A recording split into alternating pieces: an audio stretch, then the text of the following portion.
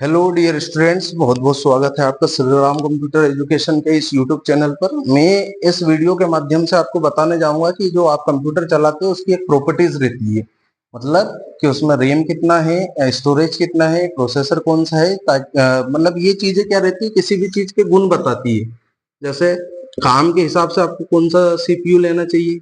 पता चला कि आपके पास काम बहुत ज्यादा है और आप नॉर्मल सीपीयू का प्रोसेसर वाले सीपीयू ले आए तो उससे क्या है, काम होगा नहीं। तो इसलिए कंप्यूटर में तीन चीज रहती है, उनको अपन प्रॉपर्टीज बोलते हैं।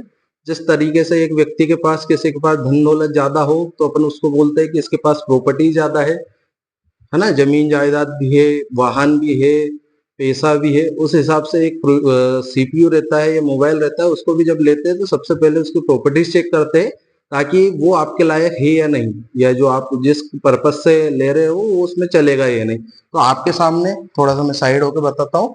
आपके सामने ये कंप्यूटर की स्क्रीन दिख रही है, ठीक है। ये विंडो 10 की डेस्कटॉप स्क्रीन है। ऐसा ही विंडो 7 का रहता है, आपने थोड़ा सा चेंज देखा होगा। विंडो 7 भी रहता है, विंडो 10 भी रहता है, विंडो 11 भी रहता है। इनमें कंप्यूटर में प्रॉपर्टीज कैसे चेक करते हैं, ठीक है। मैंने आपको बता दिया कि प्रॉपर्टीज होता क्या है। मतलब कंप्यूटर की रैम, स्टोरेज और प्रोसेसर के बारे में जानकारी हो, या इनकी जानकारी को कैसे चेक करते हैं आप, कितने प्रोसेसर है, कितने रैम है और कितना स्टोरेज है। तो इसी को कंप्यूटर की प्रॉपर्टीज और कंप्यूटर की कॉन्फ़िगरेशन बोलते हैं।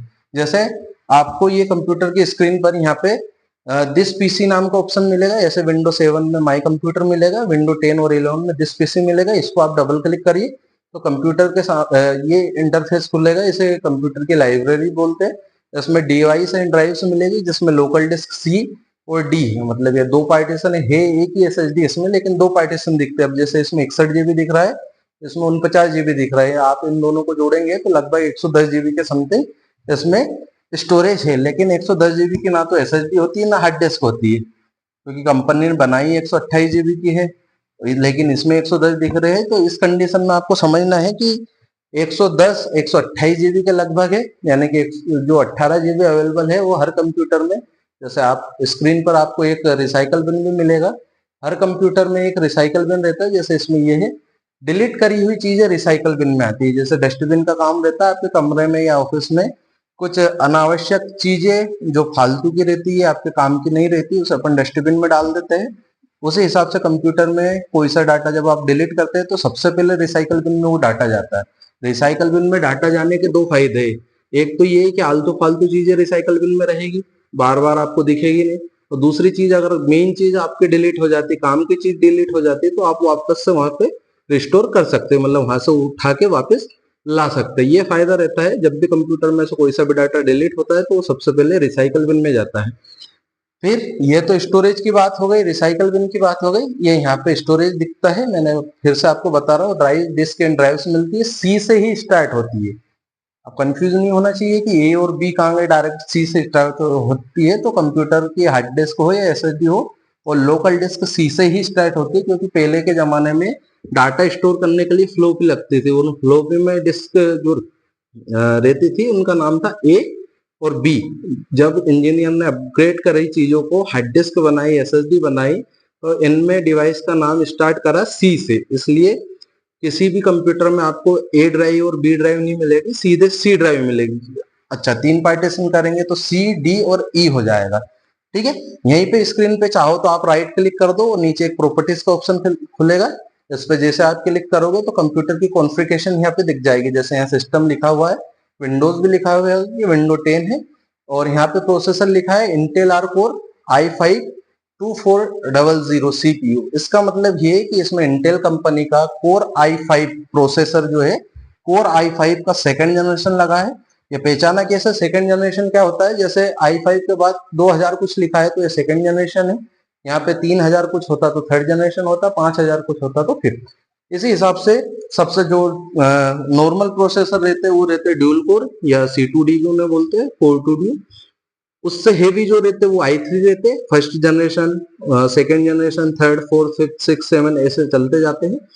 फिर i5 का first, second, third, fourth, fifth ऐसे चलते जाते हैं। अब जैसे आप मुझे बताइए कि i5 का 11th जनरेशन अच्छा है कि i3 का 11th जनरेशन। तो जाहिर सी बात है कि जो बाद में बना है, जैसे i3 पहले बना, i5 बाद में बना, तो i5 अच्छा रहेगा प्रोसेसर, हेवी वर्क के लिए रहता है।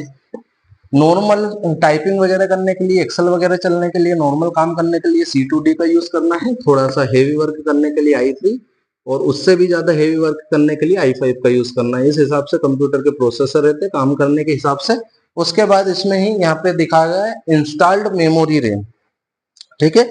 इंस्टॉल रैम बता रहे हैं इसमें 8 GB, यहाँ पे किसी में 2 GB रहता है तो 2 GB दिखता है, किसी में 4 GB होता है तो 4 GB। फिलहाल इसमें 8 GB दिख रहा है, मतलब इस कंप्यूटर के अंदर 8 GB की रैम लगी हुई है। फिर सिस्टम टाइप में लिखा है 64 बिट ऑपरेटिंग सिस्टम।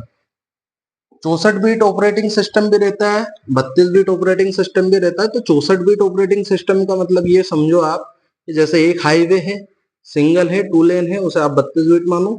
और जो 4 लेन है, जैसे आने का अलग है जाने का अलग है, 4 लेन है, उसे आप 64 बिट मानो। जैसे कंप्यूटर में भी डाटा आता जाता रहता है, जैसे हाईवे पे गाड़ी वगैरह आती जाती है, रोड सिंगल रहेगा तो हालांकि वाहन आ भी जाएंगे चले भी जाएंगे, लेकिन ट्रैफिक रहेगा तो दिक्कत हो जाएगी।